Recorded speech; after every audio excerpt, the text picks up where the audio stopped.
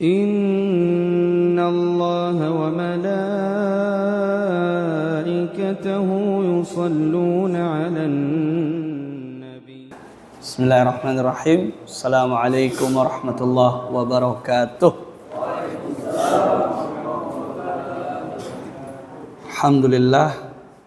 Alhamdulillahi Rabbil Alamin. Wassalatu wassalamu ala ashrafil anbiya'i wal mursalin Nabiina Muhammadin wa ala alihi wa ashabihi ajma'in, amma ba'd. Hadirin jamaah, para bapak dan ibu yang dimuliakan Allah subhanahu wa ta'ala. Alhamdulillah, di kesempatan pagi yang hangat ini, ya, menjelang siang, kita masih melanjutkan pelajaran, ya. Masya Allah, semangat sekali nih. Jadi dari pagi ya, tanpa istirahat ya. Ya, istirahatnya ya seperti ini, belajar gitu ya. Masya Allah, luar biasa. Bapak-bapak yang dimuliakan Allah Subhanahu Wa Taala, setelah 2 pekan ya kalau nggak salah kita tidak bertemu, alhamdulillah kita melanjutkan kembali pembahasan dari Kitabut Tauhid.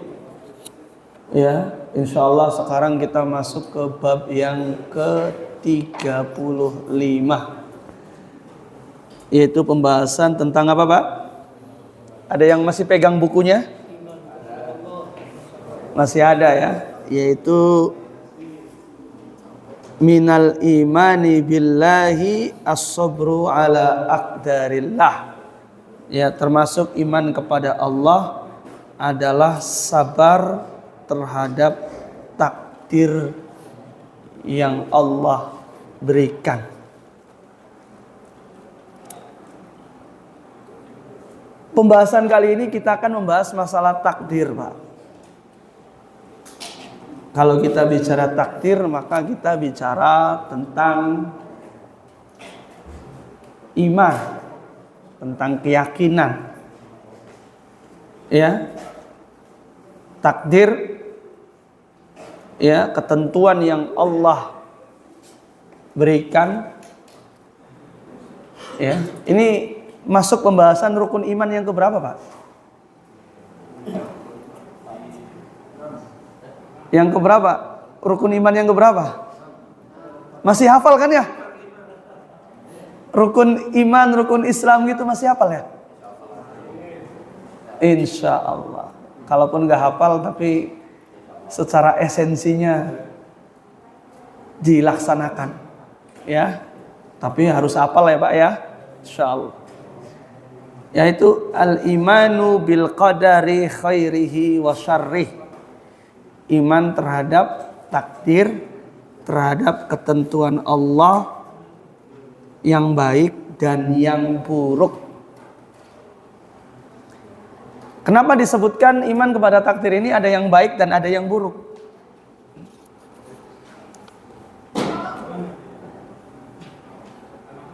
Ada yang baik dan ada yang buruk, betul nggak Pak? Iman kepada takdir.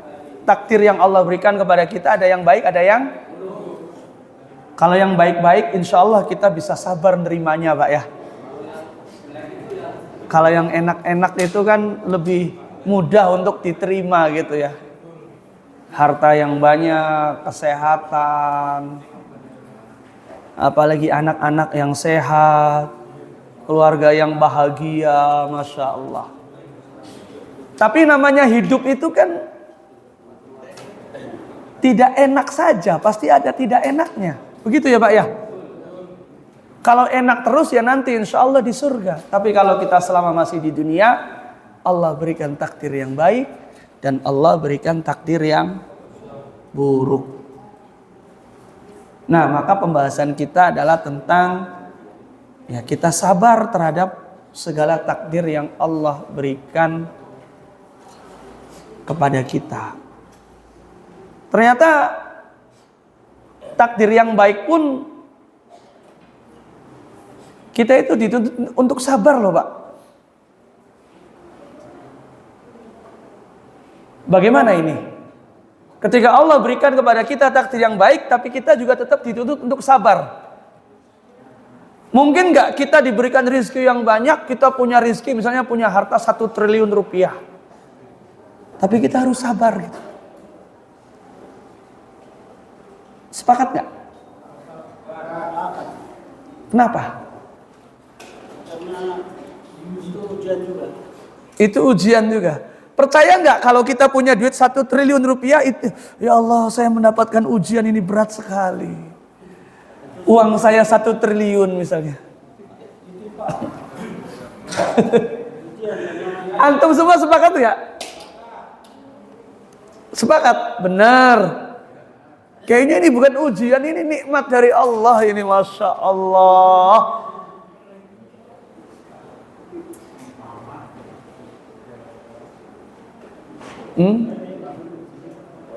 Jadi ada sedikit satu kisah dulu ya sebelum kita masuk ke bab ini. Dulu seorang sahabat Nabi yang mulia, Abdurrahman bin Auf radhiyallahu taala anhu, beliau dikenal sebagai seorang apa Pak? Kaya raya, pedagang, entrepreneur, dagang kelas eksportir, hidup dari nol, betul-betul nol ya, betul-betul perintis bukan pewaris gitu. Ketika datang ke Madinah nggak punya apa-apa, datang ke pasar, namanya seorang entrepreneur itu bisa memikirkan sesuatu yang kadang-kadang tidak orang pikirkan, bagaimana agar caranya bisa jadi uang gitu. Itu seorang entrepreneur, orang yang berjiwa dagang itu. Ini apa? Dan beliau adalah bisa seperti itu. Dari mulai nol nggak punya apa-apa sampai kemudian kaya raya, bahkan sampai disebutkan hartanya itu sangat banyak sekali. Sampai pusing ya, kalau ada orang yang punya hutang di Madinah siapa, nanti akan saya bayarkan. Kalau ada orang fakir miskin yang butuh uang, nanti saya kasih. Kalau ada keperluan untuk jihad fisabilillah, dikasih. Tapi nggak habis-habis. Duitnya. Sampai konon diceritakan saking bingungnya duitnya buat apa. Zaman itu kurma ya, panen kurma, karena di Madinah ini adalah kota yang dikenal sebagai penghasil kurma. Itu saat panen itu produksi kurma sangat banyak sekali sampai busuk-busuk gitu kan. Itu dibelikan. Sini saya beli aja. Saking duitnya itu nggak kepakai. Dibeli kurma-kurma ini, ditaruh di gudang, dan ternyata di sebuah negeri, kalau nggak salah dari negeri Yaman datang itu ke Madinah untuk apa? Untuk cari kurma busuk katanya, untuk obat, karena di sana sedang terkena wabah dan obatnya itu dengan kurma yang busuk. Dibeli dengan harga mahal, malah tambah banyak lagi duitnya. Ya Allah. Orang kalau sudah didatengin harta itu Pak, malah bisa jadi pusing kena harta. Pusing enak banyak harta atau nggak punya harta?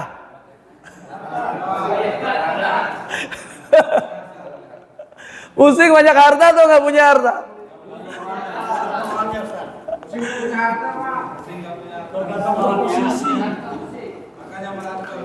Iya, makanya merantau kan pusing gitu ya. Ini cerita ini bukan untuk membuat kita pesimis dalam menjalani hidup ya, tetapi sebagai satu gambaran bahwasanya hidup di dunia ini ada ujian dan kita itu diperintahkan untuk bersabar. Baik dalam keadaan kita banyak harta maupun sedikit harta. Harta yang kita miliki adalah harta yang Allah berikan kepada kita dan kita gunakan untuk ketaatan kepadanya. Dan harta yang terbaik adalah harta yang ketika dia jatuh ke tangan seorang muslim, seorang mukmin. Kenapa? Karena digunakan untuk ketaatan. Kembali lagi kepada seorang sahabat Nabi Abdurrahman bin Auf, beliau pernah mengatakan demikian Pak. Ubtulina bid-dharra'i fasabarna. Wabtulina bis-sarra'i falam nasbir.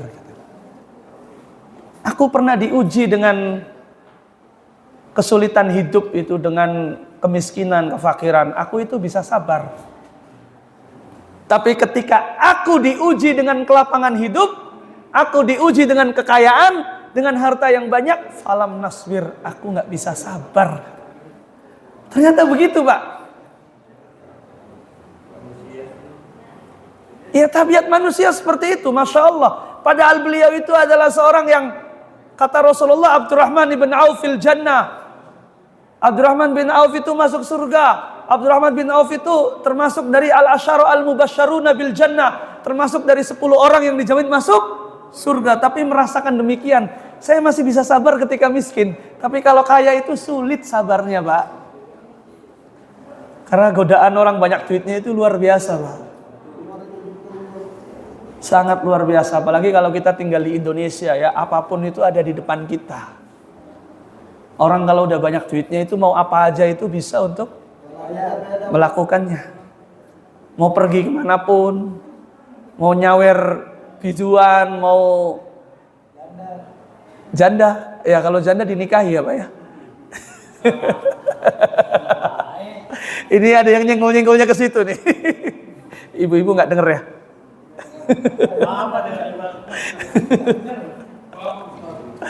Ya, artinya seperti itu. Ini gambaran dari satu buah kehidupan bahwa Allah menciptakan kekayaan, menciptakan kemiskinan, itu adalah ujian ya yang Allah berikan, dan semua yang terjadi itu adalah atas izin dari Allah Subhanahu wa taala. Baiklah, kita tidak berpanjang kalam membahas tentang itu, kita langsung ke buku. Ya, ada yang mau bacakan Pak, silakan.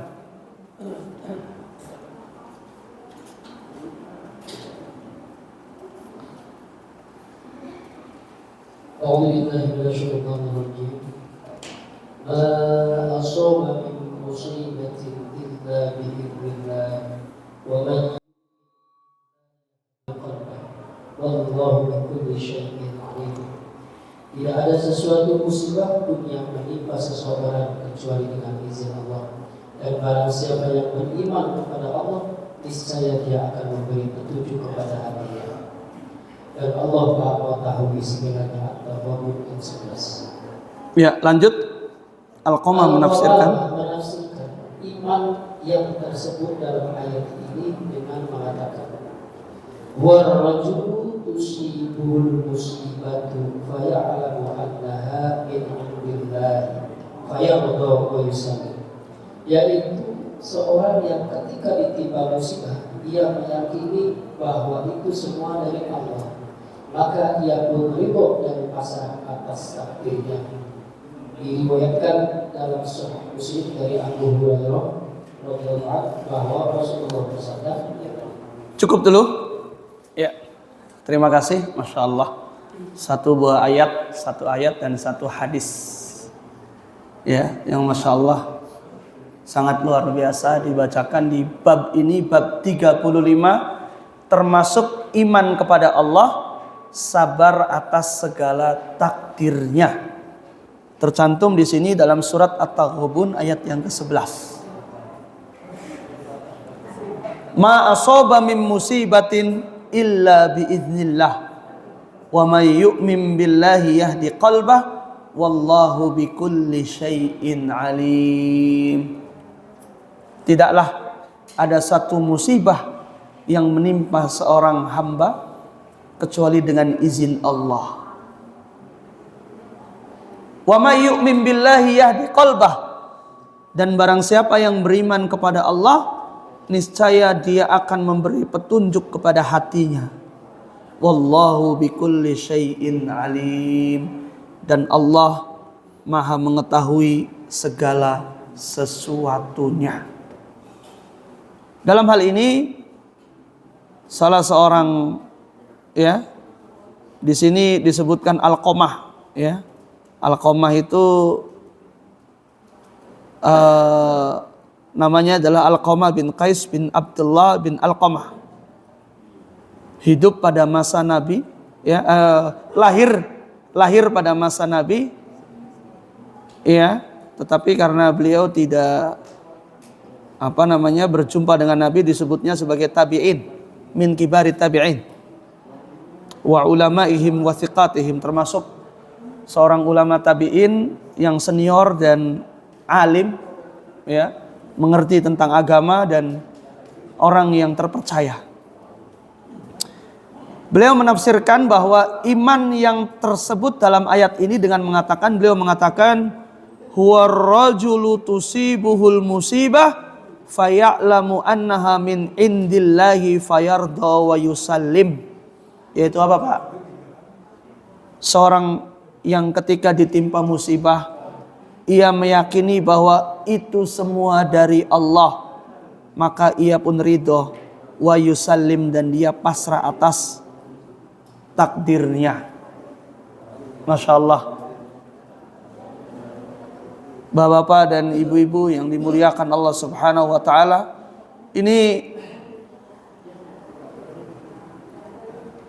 pembahasan tentang sabar ini teorinya mudah ya Pak ya, prakteknya sulit.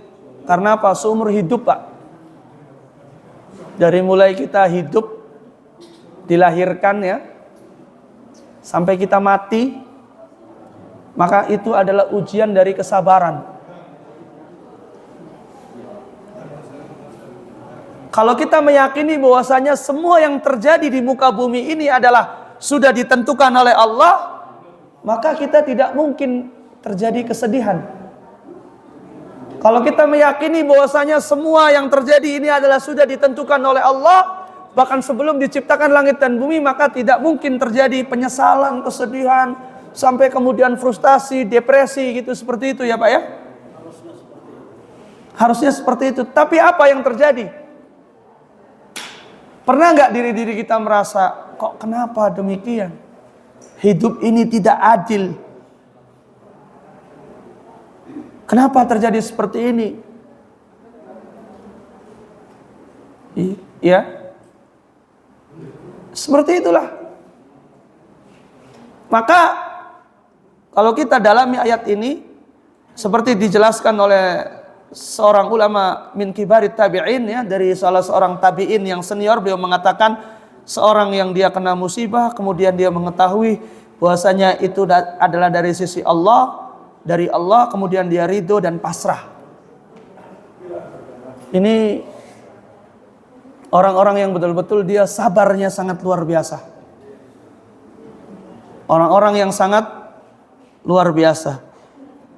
Makna dari kesabaran itu apa sih Pak? Apa sih yang dimaksud dengan sabar itu? Apa yang dimaksud dengan sabar Pak? Ridho dengan ketentuan Allah, dengan tidak mengeluh. Kemudian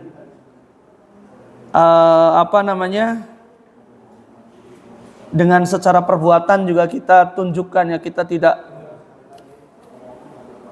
dalam bahasa Arab itu syakol juyub ya, itu merobek-robek baju, kita frustasi gitu, ring-ringan, teriak-teriak. Kalau seperti itu berarti masih belum sabar.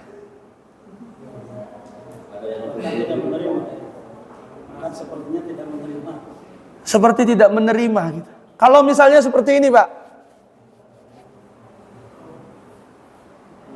ada orang misalnya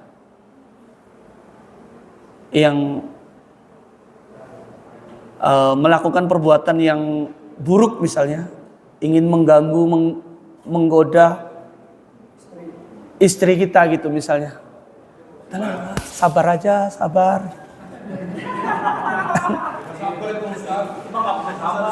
Itu masuknya sabar nggak? Apa itu? Namanya apa? Nafsu. Namanya apa? Bodoh ya. Namanya baladah. Baladah namanya ya. Ya. Itu sabar itu bukan seperti itu konteksnya. Rasulullah pernah marah nggak? Marah pada tempatnya. Ketika Islam dihina, Rasulullah pernah ikut berperang? Pernah. Sabar ini adalah konteksnya adalah ketika kita mendapatkan musibah, ujian, mendapatkan pemberian dari Allah. Makanya kemudian di sini disebutkan bahwasanya sabar yang dimaksud di sini adalah al-habsu wal kafu, yaitu kita menahan. Menahan apa? Menahan diri dari jaza, yaitu dari uring-uringan, menahan lisan dari keluhan, menahan anggota tubuh dari perbuatan yang menyakiti. Nah, seperti itu, Pak. Jadi ayat ini dan juga hadis ini makna secara keseluruhannya adalah bahwa Allah Subhanahu wa taala memberikan kabar siapa orangnya yang ditimpa musibah, fa'alima annaha min qadarillah, kemudian dia mengetahui bahwasanya itu adalah dari takdir Allah, fasabara wahtasaba, kemudian dia itu sabar, wastaslama liqada'illah, dia menerima bahwasanya itu adalah ketentuan dari Allah, hadallahu qalbah, maka Allah memberikan hidayah pada hatinya. Wa awadahu amma fatahu minad dunya hudan fi qalbihi wa yaqinan sadiqan, dan Allah menggantikan apa yang dia tidak didapatkan dari dunia berupa petunjuk di dalam hatinya dan keyakinan yang benar. Ya, jadi Allah akan berikan petunjuk kepada hati bagi orang-orang yang sabar. Tentunya bagi yang apa? Yang menerima. Seperti ini, Pak. Misal ini. Ada orang yang membunuh salah satu anggota keluarga kita, misalnya, na'udzubillah. Apa langkah yang mesti kita lakukan? Oh, sudah, sabarlah, ini adalah takdir dari Allah. Sudah aja. Sudah selesai.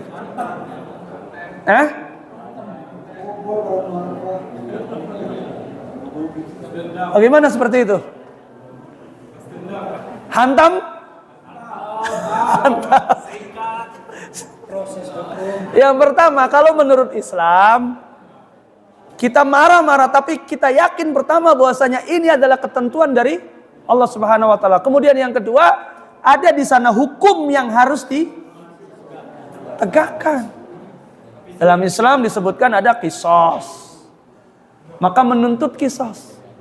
Dan kita yakin bahwasanya semua ini adalah atas izin dari Allah, takdir dari Allah Subhanahu wa taala. Tapi di dalam syariat Islam ada disebutkan ada qisas. Meskipun juga ada pilihan di sana, akhirnya apakah mau dilanjutkan qisas atau mau memaafkan. Tapi kita yakin bahwasanya semua itu adalah ketentuan dari Allah Subhanahu wa taala. Sabar terhadap itu. Ya. Seperti sabarnya kita dari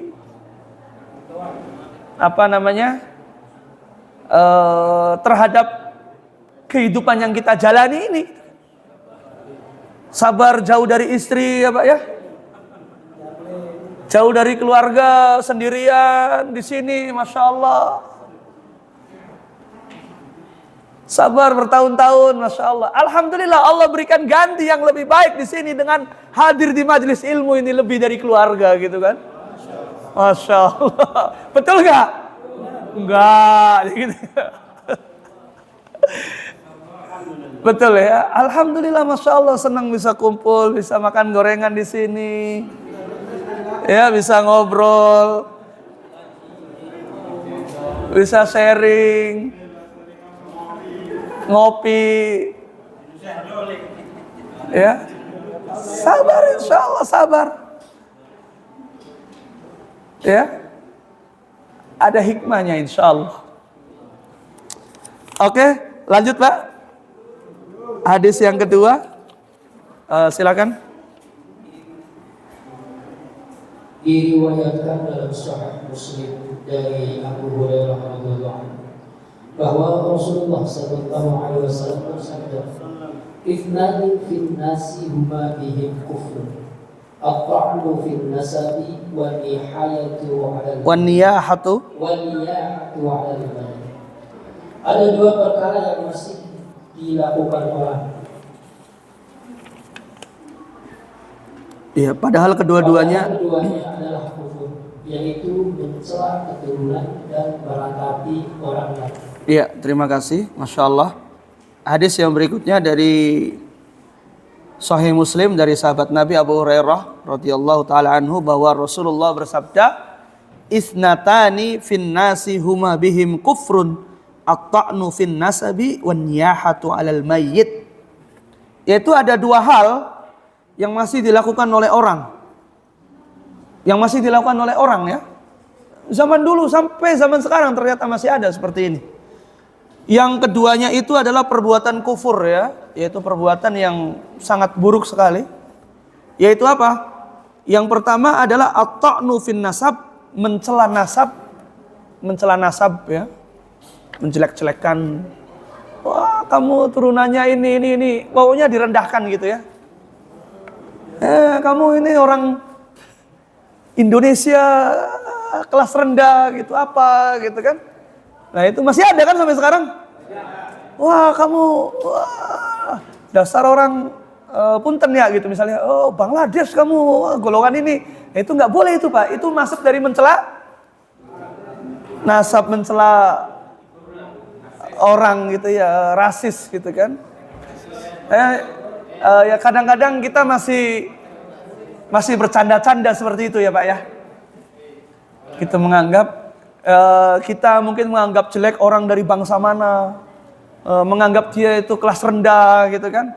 Kita juga direndahkan oleh orang mana gitu kan. Wah dasar, ya, iya kan gitu kan. Yang kadang-kadang saking dianggap rendahannya tuh, kalau ketemu sama kita orang Indonesia, yang ditanya apa coba? Ada perempuan nggak? Kayak kitanya orang apa aja gitu kan? Nah, ini ya meskipun tidak secara sorohatan, tetapi ada semacam anggapan merendahkan ya, meskipun tidak mencela secara langsung ya. Ini akan terus terjadi kata Rasul Shallallahu Alaihi Wasallam seperti itu. Kemudian yang kedua, wan niyahatu alal mayyit, yaitu niyahah. Apa itu niyahah Pak? Meratapi orang mati. Kalau dalam bahasa terjemahan Indonesianya meratapi. Teknis meratapi itu bagaimana sih Pak? Jerit-jerit, merobek-robek baju, goleng-goleng ke tanah, tidak menerima. Kita menerima musibah. Nah, ini kan meratapi orang mati ini sebenarnya bukan dari budaya Islam ya. Bahkan sampai sekarang juga di agama yang lain itu masih ada, tetapi kemudian orang kita itu ikut-ikutan gitu ketika mendapati ada kematian maka teriak-teriak nggak kuat ya, tidak bisa menerima. Nah, seolah-olah bahwasanya itu adalah bukan dari takdir yang Allah Subhanahu wa taala berikan kepada kita. Maka dari itu ya, di dalam hadis ini kita bisa mengambil pelajaran bahwa an-niyaha itu adalah haram, tahrimun niyaha, wa anaha min khisalil kufri wa minal kabair. Karena dia itu termasuk dari perbuatan kufur dan dosa besar. Meratap. Kalau dalam agama lain itu bahkan ketika ada orang yang mati itu diberi kesempatan untuk meratap. Selama berapa jam silahkan, yang mau nangis-nangis, Boleh nangis. yang mau teriak-teriak di situ gitu. Nah seperti itu. Kalau dalam Islam itu tidak diperbolehkan. Kenapa? Karena seolah-olah kita mengingkari terhadap takdir yang sudah Allah berikan. Nangis boleh nangis. Kalau ada orang yang wafat, yang meninggal, boleh nggak nangis? Boleh. Seperti Rasulullah ketika anaknya wafat, maka beliau menangis. Tapi nangis sewajarnya, bukan nangis sampai ya teriak-teriak sampai tidak sadarkan diri ya.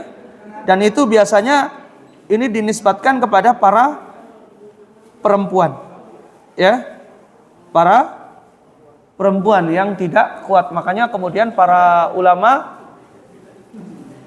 sebagiannya berpendapat bahwa para ulama itu terlarang untuk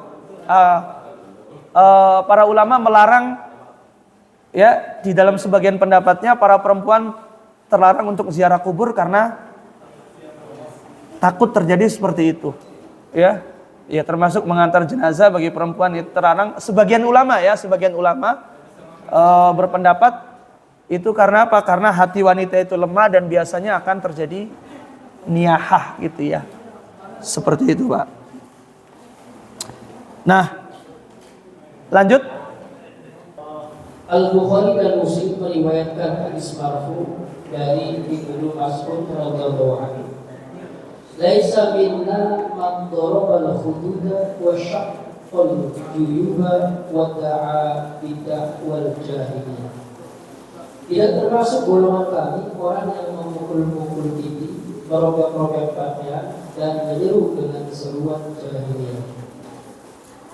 Iya, terima kasih.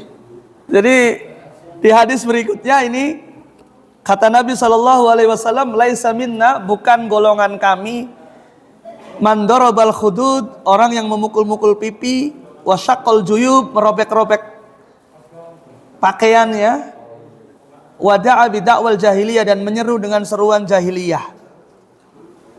Ya. Jadi ini satu buah ancaman dari Nabi SAW. Ya. Laisa minna katanya, bukan termasuk dari golongan kami. Ini ancaman. Ya. Kenapa demikian? Karena ini menunjukkan ketidaksabaran seseorang. Memukul-mukul pipi gitu ya. Saya belum tahu teknisnya. Orang yang gak sabar kemudian mukul-mukul pipi ada gitu ya? Ya? Gitu ya. Karena saking frustasinya udah gitu, saya ikut mati aja, saya mati aja gitu ya. Mungkin seperti itu, kemudian merobek-robek baju sampai nggak sadar. Ini disebutkan bahwa kebanyakan yang melakukan ini adalah para perempuan ya. Itu menunjukkan ada musabar, yaitu tidak sabar. Ya, jadi harus bisa menahan. Kalau melihat dari teks-teks hadis di sini kan sabar di sini adalah sabar terhadap takdir yang buruk ya Pak ya. Artinya ketika mendapati sesuatu yang tidak mengenakan gitu kan, ada contoh-contohnya seperti itu, niyaha, merobek pakaian gitu kan, itu adalah sesuatu yang menunjukkan bahwasanya hal tersebut tidak sabar. Ya, lanjut Pak. Diriwayatkan dari Anas radhiyallahu anhu bahwa Rasulullah sallallahu alaihi wasallam bersabda, "Idza aradallahu bi'abdihi al-khaira 'ajjala lahu bil 'uqubati fid dunya. Wa idza arada bi'abdihi asy-syarra amsaka 'anhu bi dhanbihi hatta yuwafiya bihi yaumal qiyamah." Apabila Allah menghendaki kebaikan pada seseorang hambanya, maka dia menyegerakan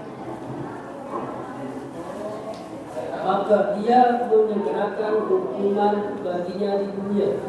Sedangkan apabila Allah menghendaki keburukan pada seseorang hambanya, maka dia menanggungkan dosanya sampai dia penuhi balasannya nanti di hari kiamat.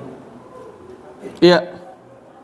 Hadis yang berikutnya, idza aradallahu bi'abdihi al-khair ajjala lahu bil uqubati fid dunya wa idza arada bi'abdihi asy-syarr amsaka anhu bi dzambihi hatta yuwafiya bihi yaumal qiyamah. Yaitu apabila Allah menghendaki kebaikan pada seorang hamba, maka dia menyegerakan hukuman baginya di dunia. Jadi Allah berikan hukuman di dunia bagi seorang hamba itu, ini jika apa? Jika Allah menghendaki kebaikan. Dan apabila Allah menghendaki keburukan pada seorang hamba, maka dia menangguhkan dosanya sampai dia penuhi balasannya nanti di hari kiamat. Ya, Masya Allah Bapak-Bapak yang dimuliakan Allah Subhanahu Wa Taala, ini satu pelajaran bagi kita. Kalau Allah berikan musibah di dunia kepada kita, ini berarti Allah berikan kebaikan kepada kita. Kita pengennya mendapat musibah terus di dunia atau ditunda nanti? Kalau mendapatkan di dunia, katanya di sini kata Nabi SAW, Allah menginginkan kebaikan, maka segerakan ada hukumannya di dunia. Tapi kalau menahan keburukan, karena dosa-dosanya nanti akan ditunda sampai hari kiamat. Makanya kemudian para ulama mengatakan bahwa ujian yang Allah berikan kepada kita itu untuk menunjukkan keimanan kita itu sejauh mana. Karena orang yang tidak pernah diuji maka dia akan menjadi hamba yang sombong. Orang yang tidak pernah sakit maka dia itu akan menjadi seorang yang congkak. Maka Allah berikan sakit, Allah berikan ujian, Allah berikan kesulitan dan kesusahan. Tapi kadang-kadang mikir ya, saya kok hidupnya gak enak terus nih. Jangan-jangan karena apa gitu ya. Dosa apa gitu ya. Gitu ya Pak ya. Apalagi orang-orang kita itu sangat sensitif sekali antara perilaku, antara perbuatan kemudian dan juga balasan. Apalagi yang apa? Oh. Masya Allah. Ya, sabar ya. Meskipun jauh dari keluarga, Pak, yang penting jangan jauh dari majelis taklim. Jauh dari keluarga, insya Allah nanti akan pulang. Tapi kalau jauh dari majelis taklim, ilmu akan hilang. Ya, insya Allah. Ya, Allah berikan kesabaran, Pak ya, sampai kemudian pulang ke tanah air bisa bertemu lagi dengan keluarga. Ya. Baik, hadis yang terakhir, Pak. Monggo silakan. Nabi sallallahu alaihi wasallam bersabda, "Inna idwal jazaa'i ma'a idwal balad." Wa inna Allah ta'ala idza ahabba qauman ibtalahu. Wa man radiya falahu ridha, wa man sakhita falahu sakhط. Sesungguhnya besarnya pahala setimpal dengan besarnya cobaan. Dan sesungguhnya Allah Ta'ala mencintai sesuatu kaum, maka dia menguji mereka dengan cobaan. Untuk itu, barang siapa yang ridha, maka baginya keridhaan dari Allah. Sedang barang siapa yang marah, maka baginya kemarahan dari Allah. Iya, Masya Allah. Ini ada satu yang terlewat, satu kalimat yang sangat luar biasa ya, pengingat bagi kita semuanya. Penjelas dari hadis yang tadi yang sebelum dibacakan ini dari Syekh Shalih Al Fauzan. Beliau mengatakan bahwasanya ya, orang yang mendapatkan hukuman atau musibah di dunia, ya, kalau Allah mengendaki kebaikan maka Allah hukum dia di dunia. Ya, kalau Allah mengendaki keburukan pada seorang hamba, dia tunda nanti sampai hari kiamat. Kata Syekh Shalih Al Fauzan, beliau mengatakan, al khaufu minas sihhatid daimah an takuna alamata syarrin. Maka takutlah kepada orang yang sehat terus tanpa sakit. Kenapa? Karena itu adalah tanda-tanda keburukan. Jadi kalau seorang itu dia sehat terus, ya konon ya dalam sebuah cerita disebutkan bahwa Fir'aun itu tidak pernah sakit katanya. Makanya kemudian sangat sombong dan congkak sampai mengatakan ana rabbukumul a'la, akulah Tuhan kalian yang paling tinggi. Ya. Maka di sini kalau kita masih sakit berarti alhamdulillah Allah itu masih sayang. Tapi Ustaz, kok sakit terus? Gak enak terus. Maka kita berhusnuzon, insya Allah ini wujud tanda sayangnya Allah kepada kita. Ya, seperti itu. Di dalam hadis yang terakhir disebutkan, Innallaha ta'ala idza ahabba qauman ibtalahum. Sesungguhnya Allah itu jika mencintai suatu kaum maka akan diuji. Akan diuji, Pak. Kalau nggak pernah diuji berarti nggak dicintai oleh Allah. Ya, kita kalau sekolah itu kalau mau lulus harus ikut ujian.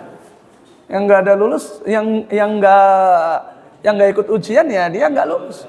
Nah, maka begitulah dalam kehidupan kita, ketika Allah mencintai suatu kaum maka akan diuji, ya, maka akan diuji dengan kesulitan, kurangan makanan, kematian, semuanya, dan itu memberikan pelajaran kepada kita untuk senantiasa bersabar. Disebutkan di sini waman radiya falahur ridha waman sakhita falahus sakhat. Ya, siapa orangnya yang dia ridho maka Allah ridho padanya. Dan siapa yang dia marah dengan ujian itu, maka Allah juga marah padanya. Nah, tergantung dari kita. Ketika Allah berikan ujian kepada kita, kita ridho atau marah? Kalau ingin mendapatkan keridhaan Allah, maka kita harus ridho, kita harus pasrah, kita harus menerima. Meskipun itu sulit dan berat, Pak. Harus banyak latihan. Harus banyak hadir di majelis ilmu ini, majelis taklim ini. Ini kalau nggak ada datang ke majelis taklim, waduh. Apalagi lihatnya konten-konten itu kan, yang kadang-kadang banyak menyesatkan gitu ya. Iya nggak Pak? Iya. Konten-konten yang banyak-banyak menyesatkan tanpa bimbingan dari orang yang paham agama apa, sehingga hidup kita tergantung dari konten saja gitu. Nah, makanya di sini kita bisa mengambil pelajaran. Ya, kalau kita sakit, alhamdulillah Allah berikan sakit, berarti sayang kepada kita. Karena apa? Kalau orang sehat terus nggak pernah sakit, ingat itu pertanda dia mendapatkan keburukan. Jangan-jangan nanti ditunda sampai hari kiamat. Dan ingat bahwasanya ketika Allah cinta kepada suatu kaum, maka akan diuji. Ya, dan namanya kita hidup di dunia, ya. Allah menciptakan kematian, Allah menciptakan kehidupan, Allah menciptakan usaha adalah untuk menguji siapa yang paling baik amalnya di antara kita. Walladzi khalaqal mauta wal hayata liyabluwakum ayyukum ahsanu amala. Dialah yang menciptakan kematian, menciptakan kehidupan untuk menguji di antara kalian siapa yang paling baik amalnya. Insyaallah mudah-mudahan kita istiqomah. Mudah-mudahan kita tetap bersabar ya Pak ya. Sabar dari pagi sampai menjelang sholat Jumat ini untuk duduk, untuk sharing, untuk sama-sama mendengarkan kalamullah, ayat-ayat Allah yang dibacakan, hadis-hadis Nabi, penjelasan ulama, sehingga keimanan kita tumbuh, ya keimanan kita kepada Allah semakin kuat, dan kalau kita mendapatkan ujian, kita menjadi orang-orang yang sabar ya, dan insya Allah keberadaan kita bertahan lama di sini 20 tahun, 15 tahun ini menunjukkan akan kesabaran yang sudah teruji. Ya, meskipun ada yang ngomong mungkin Ustadz, ya karena terpaksa aja. Ya justru keterpaksaan inilah yang membuat kita itu bisa sabar, ya. Dan harus dipaksakan. Sabar itu awalnya memang susah, tapi ketika dipaksakan maka akan menjadi sabar. Insya Allah ini sabar-sabar semua ini 10 tahun, 15 tahun, 20 tahun. Ada yang 30 tahun di sini Pak ya. Ya, Masya Allah. Ya, mudah-mudahan Allah berikan pahala yang banyak kepada kita. Insya Allah berikan kesehatan. Ya, kita sabar ya Pak ya. Tunggu sampai pekan depan untuk bisa bertemu lagi. Ya, Insya Allah kita tutup dengan doa kafaratul majlis. Subhanakallahumma bihamdika asyhadu an la ilaha illa anta astaghfiruka wa atubu ilaik. Assalamualaikum warahmatullahi wabarakatuh.